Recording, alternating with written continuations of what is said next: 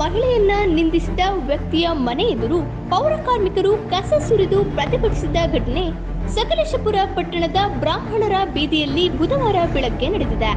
ಬಡಾವಣೆಯಲ್ಲಿ ಸ್ವಚ್ಛತೆ ಮಾಡುತ್ತಿದ್ದ ಪೌರ ಕಾರ್ಮಿಕರ ಎದುರಿಗೆ ಸ್ಥಳೀಯ ನಿವಾಸಿ ಅಭಿ ತನ್ನ ಮನೆಯ ಎದುರಿಗೆ ಕಸ ಬಿಸಾಡಿದ.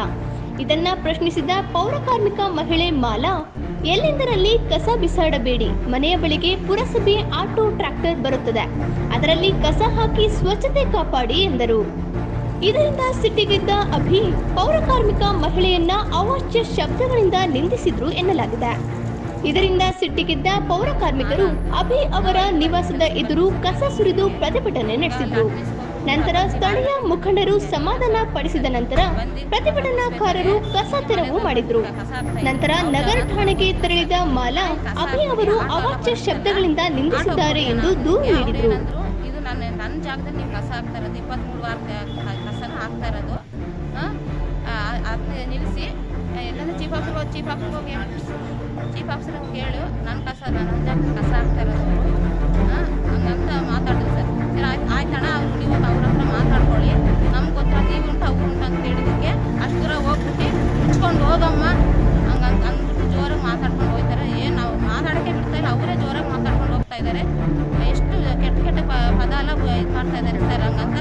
ಹಂಗಂತ ಎಲ್ಲ ಮಾತಾಡ್ತಾರೆ. ಅದಕ್ಕೆ ನನಗೆ ಇವತ್ತು ನನಗೆ ಬೈದರೆ ನಾಳೆ ಇನ್ನೊಬ್ರಿಗೂ ಬೈತಾರೆ ಹೆಣ್ಮಕ್ಳಿಗೆ. ಇದಕ್ಕೆ ತೀರ್ಮಾನ ಹಾಕ್ಬೇಕು ಸರ್ ಅಷ್ಟೇ. ನಾವು 5 ಕೆಲಸಕ್ಕೆ ಬರ್ತೀವಿ, ನಾಳೆ ಇನ್ನೊಂದು ಮಾಡ್ತಾ ಇದೀವಿ, ಇವತ್ತು ಇದೊಂದಿದ್ದಾರೆ, ನಾಳೆ ಇನ್ನೊಂದು ಮಾಡ್ತಾರೆ ಅವ್ರ ಜಾಗ ಅಂದರೆ. ಅಷ್ಟು ಕೇವಲ ನಾವು ಕಸ ಬಾಚವ್ರಾದ್ರೆ ನಾವು ಪೌರ ಕಾರ್ಮಿಕಂದ್ರೆ ಏನಂತ ತಿಳ್ಕೊಂಡಿದ್ದಾರೆ ಅವರು. ನಮ್ಗಂತೂ ಇದೊಂದು ಇದು ಮಾಡ್ಬೇಕು ಅಷ್ಟೇ ಸರ್. ನಾವು ಅದನ್ನೇ ಕೇಳ್ತಾ ಇರೋದು, ಇನ್ನೊಬ್ರಿಗೆ ಯಾರು ಹಿಂಗೆ ಅನ್ಬಾರ್ದು ಅಷ್ಟೇ. ಅವ್ರ ಹೆಸರು ಸೂರ್ಯ ಮೆಡ್ಕಲ್ ಸರ್. ಸೂರ್ಯ ಮೆಡ್ಕೊಳ್ಳೋರು ಹಂಗೆ ಅಂದಿದ್ದು ಸರ್. ಓದಿರೋ ಹಂಗಂದ್ರೆ ಹೆಂಗೆ ಸರ್ ಹೇಳಿ ಸರ್? ಲಾಯರ್ ಅಂತ ಅವರು ಲಾಯರ್ ಸರ್. ಲಾಯರ್ ಆಗಿ ಹಂಗೆ ಮಾತಾಡಿದ್ರೆ ಹೆಂಗೆ ಸರ್? ನಾವು ಕೂಲಿ ಮಾಡೋರು ಹಿಂಗೆಲ್ಲ ಮಾತಾಡ್ತಾರೆ ಸರ್. ಅವರೇ ಹೇಳ್ಬೇಕು, ಆಯ್ತಮ್ಮ ಇನ್ನೊಂದ್ಸರಿ ಹಿಂಗೆ ಮಾಡಲ್ಲ ಹಂಗಂತ ಅವ್ರು ಹೇಳ್ಬೇಕು.